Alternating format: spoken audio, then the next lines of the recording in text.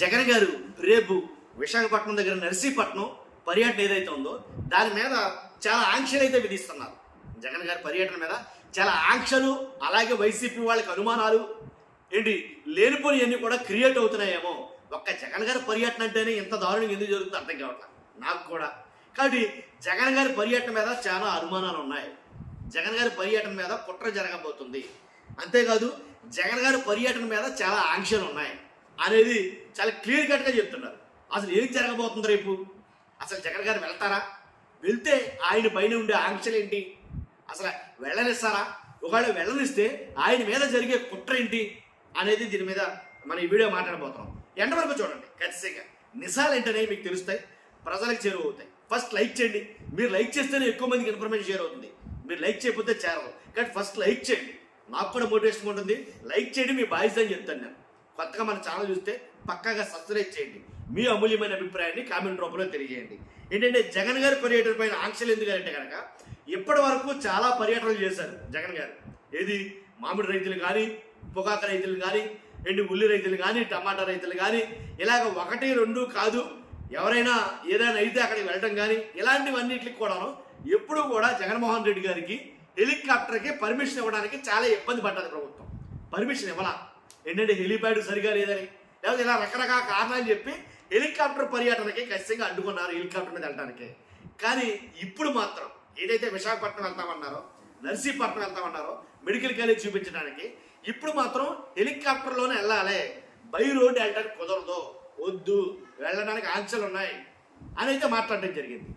కాబట్టి జగన్మోహన్ రెడ్డి గారు అన్నట్టు వైఎస్ఆర్సీపీ వాళ్ళకి కొన్ని అనుమానాలు, ఇది జగన్మోహన్ రెడ్డి గారి పర్యటన మీద వైసీపీ వాళ్ళకి కొన్ని అనుమానాలు అయితే ఉన్నాయి. ఏంటది? ఎప్పుడు లేనిది ఇప్పుడు కొత్తగా, ఎప్పుడు అడ్డుకునే వాళ్ళు ఇప్పుడు కొత్తగా హెలికాప్టర్ మీద వెళ్ళమంటున్నారేంటి అనేది ఒకటి. తర్వాత రోడ్డు వేలో ఎందుకు వెళ్ళొద్దు అంటున్నారు 2. కాబట్టి అసలు పర్మిషనే లేదు అని అంటున్నారు. ఎందుకంటే కనుక అసలు మేము పర్మిషన్ ఇవ్వలేము, ఎందుకంటే మా దగ్గర పోలీసులు సరిపడగా లేరు. జగన్ గారు పర్యటన అంటేనే జనాలు విపరీతంగా వచ్చేస్తారు అని వాళ్ళు చెబుతూనే ఇంచుమించుగా 68,000 మంది పోలీసులు వస్తారు కాబట్టి, జనం వస్తారు కాబట్టి వాళ్ళు కంట్రోల్ చేసేంత సామర్థ్యం మా దగ్గర లేదు అని వాళ్ళే చెప్పడం చాలా విడ్డూరంగా అనిపించింది. ఎందుకంటే కనుక ఒక పక్క ఏదైతే క్రికెట్ జరుగుతుందో, మహిళల క్రికెట్ ఏదో జరుగుతుంది కాబట్టి మొత్తం అందరూ అక్కడికి వెళ్ళిపోయారు అని అయితే మాట్లాడటం జరిగింది. ఏంటి అసలు దీని వెనక అంతా ఏం జరుగుతుంది అనేది అయితే కనుక ఒకసారి చూద్దాం. ఏంటంటే 8వ తారీఖు ఏప్రిల్ నెల 2025 సత్యసాయి జిల్లా రాప్తాడు నియోజకవర్గం రామగిరి మండలంలోని పాపిరెడ్డిపల్లిలో టీడీపీ నేతల చేతిలో హత్యకు గురైన వైఎస్ఆర్సీపీ నేత కురుబ లింగయ్య కుటుంబాన్ని పరామర్శించేందుకు వైఎస్ఆర్సీపీ అధినేత వైఎస్ జగన్మోహన్ రెడ్డి గారు వెళ్ళారు. గుర్తుందిగా? ఈ సందర్భంగా పోలీసులు అనేక అడ్డంకులు సృష్టించారు. సృష్టించిన ప్రజలు వెల్లూరా తరలి వచ్చారు. ఇది మీకు గుర్తుండే ఉంటది. జన ఏదైతే వచ్చారో ఆ జన అభిమానాన్ని పోలీసులు నిలువరించలేకపోయారు అనేది వాస్తవమేగా.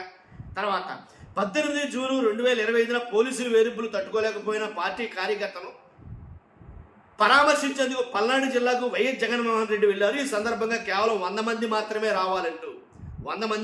రావాలంటూ ఏదైతే అర్థం పర్థం లేని నిబంధనలు పోలీసులు విధించారు. ఎక్కడెక్కడ అరెస్టులకు తెగబడ్డారు, ఆంక్షలు పెట్టారు. అయినా ప్రజలు పొలాల మధ్యలోంచి పొలం గట్ల వెంబడి పరుగులు తీసుకుంటూ తన అభిమాన నేత దగ్గరికి చేరుకున్నారు. ఇది మీకు గుర్తుందిగా. తర్వాత జూలై ఏదైతే 31/2025 అక్రమ కేసులో జైలుకు వెళ్ళి తిరిగి వచ్చిన మాజీ మంత్రి కాకాని గోవర్ధన్ రెడ్డిని పరామర్శించేందుకు వైఎస్ జగన్ వెళ్ళారు. ఆ పర్యటనకు పోలీసులు చాలా ప్రయత్నాలు చేశారు. కాబట్టి మొత్తానికి ఎలాగైందంటే జగన్ గారి ప్రతి పర్యటన వెనక జనం ఒక ఎలా చెప్పాలి మీకు, సునామీలా అయితే వస్తున్నారు. జన సముద్రం ఉప్పొంగిపోతుందని చెప్పాలి. ఒక మాటలో జనం జగన్కి బ్రహ్మరథం పడుతున్నారని చెప్పాలి. ఎక్కడికి వెళితే అక్కడికి ఇది ప్రత్యక్షంగా మన కళ్ళకు కనబడుతుంది. కాబట్టి ఈ ఘటనలన్నింటినీ సాక్షిగా చూపి అదే పోలీసులు చాలా అంతకుముందేమో హోమ్ మినిస్టర్ గారు అసలు జనమే లేరు, వేరే చోట వీడియోలు ఇక్కడ వేసుకుని ప్లే చేసుకున్నారు వీళ్ళు అని అంటూనే అసలు జనం తండోపతండాలుగా వచ్చేస్తున్నారు అని అంటున్న ఈరోజు పోలీసులు దాన్ని సాకుగా చూపి ఇప్పుడు ప్రభుత్వం వారిస్తున్న తీరు పరోక్షంగా తన అసమర్థతను అంగీకరిస్తున్నట్టుగా ఉంది. ఎందుకంటే వైఎస్ జగన్ నర్సీపట్నం పర్యటనకు 66,000 మంది వస్తారని, వారిని నిలువరించే పోలీసులు మా దగ్గర లేరని, అంతమంది లేరని కాబట్టి పోలీసులే పేర్కోవడం చాలా విడ్డూరంగా అనిపిస్తుంది. జగన్ పర్యటన ఎలాగైనా అడ్డుకోవాలని పల్నాడు సర్కారు కుట్రలో వారు పావులుగా మారడం పైన చాలామంది విమర్శలు వ్యక్తం చేస్తున్నారు. ఇది జరగబోతుంది ఆంధ్రప్రదేశ్లో జగన్ గారి పర్యటన నిమిత్తం. కాకపోతే ఎట్టకేలకు ఆంక్షలతో కూడిన ఒక అనుమతిని అయితే ఇచ్చారు.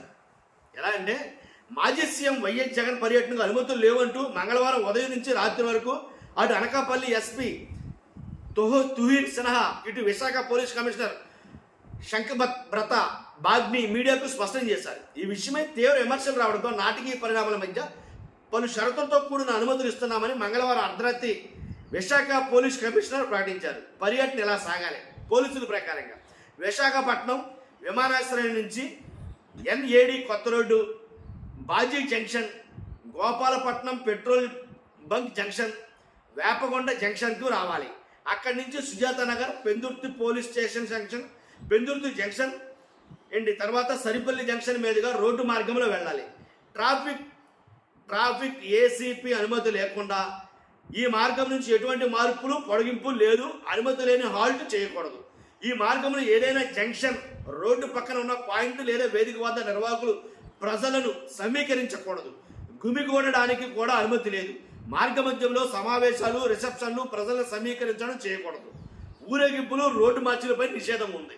కానీ ఇదండి ఇలాంటి షరతులతో కూడినటువంటి ఒక అనుమతిని అయితే కనుక పోలీసులు అయితే ఇవ్వడం జరిగింది.